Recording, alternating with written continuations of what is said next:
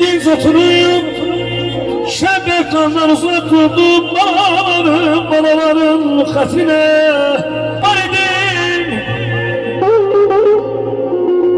Vah validin sen gömerdin kahraman.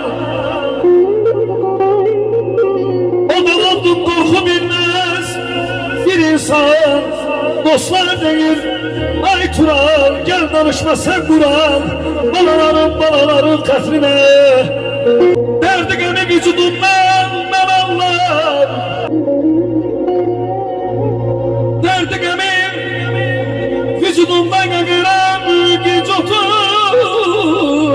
Gemi gaftına gören ay Tunaydayım, yerde kalan günlerimi sayran. Balaların katrine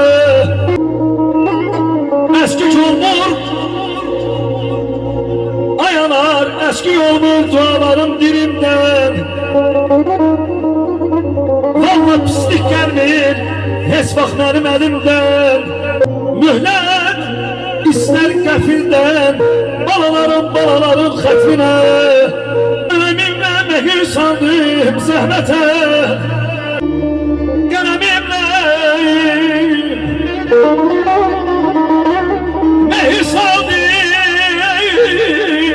xəlbətə. Hey çəkildim kənarına xəlbətə. Allah duymayıb bəndən bu rəhmətə. Balaların xətrine dərdi qəmi vücudumdan ayıra. Dərdi qəmi vücudumdan ayıra.